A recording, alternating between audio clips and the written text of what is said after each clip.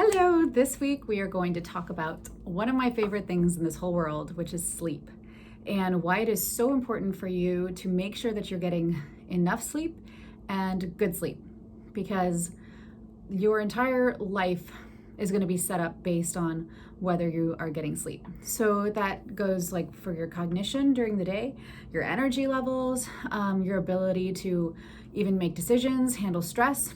All of that is going to be dependent on whether or not you're getting good sleep. So one of the reasons why good sleep is so important is because as you get into that deep sleep, what we call the restorative sleep, you actually get restored. So your body goes through all sorts of stress during the day.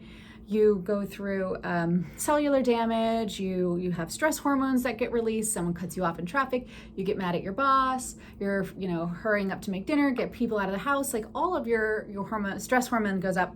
And at night, when you get into that deep sleep, the stress hormone goes down and your body is able to send out all of its little repairmen to go and to repair your body, to repair the stress, to repair your cells, to rebuild your bones, and all these things happen when you're in your deep sleep.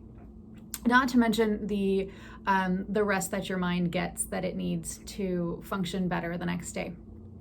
One thing that, if you are having waking up during the night, if you find that you're not breathing during the night, if you're a snorer, definitely make a note of that and get with me on that, because that can mean that you have sleep apnea. And one of the things about sleep apnea is, I just really have to spell it out, how absolutely important it is that your body stays in a constant state of stress when you have sleep apnea. And we all know stress in a constant state is disease causing. And one of the reasons for that is at night when you go to sleep, if you stop breathing, your body goes into this state of, sleep apnea causes you not to get oxygen to your brain. And so your brain goes, oh crap, I'm dying. Guys, we're dying. Hold on, wake up, we're dying. And that releases stress hormones when stress hormones are supposed to be calmed down, and it prevents the restorative work to be going to be done by the immune system that's supposed to be doing. Just think of it like that. Like every single night, your body thinks it's dying when you have sleep apnea. And so it's really important to get tested for that and to get treated for that. And one thing that will change that is definitely if you're able to lose weight. I've seen a significant amount of patients that were able to lose a significant amount of weight where they didn't need a sleep apnea machine anymore.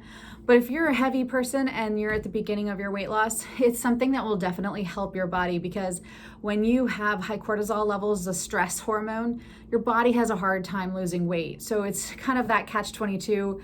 You're not breathing at night because you're overweight, but you're also not able to lose weight because you're in a state of stress. So those are a couple things that to think about. Sleep hygiene is really, really important.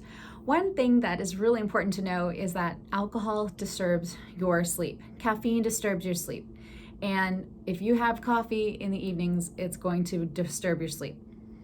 Unless you're a very high metabolism coffee drinker, which most people aren't. But even if you feel like, I could drink 8 cups of coffee and go to sleep, you're still not going to get the quality of sleep that you need for true optimal health. Blackout curtains, you really want it to be as dark as possible when you go to sleep. You want to get rid of electronics in the room. If you have cell phones that give you notifications during the night, face them down. Don't let those lights pop up. If you have any lights in your room, even like some people have their alarm systems in their bedroom, and you want to make sure that's covered so that light doesn't disturb you. And another thing that I have is a pink or red light in your bathroom, so that if you do have to get up and use the restroom in the middle of the night, you don't have to turn on a blue or white light, because that'll actually affect your melatonin levels and kind of wake you up and stimulate you, as opposed to the red lights. And that goes for turning kind of a pinker, how your phone has that hue where you can do like a bright light, the blue lighting, or you can put it on night mode and it has like that orangey color. And that's another reason, because when you have a lot of light at night, your body responds to it by thinking that it's daytime. So it's going to make the hormone that keeps you awake.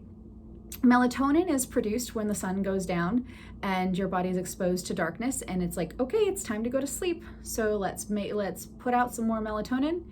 And when the sun is coming up in the morning, as it comes into your bedroom, it starts to decrease the melatonin production and increase the awakening hormone, cortisol.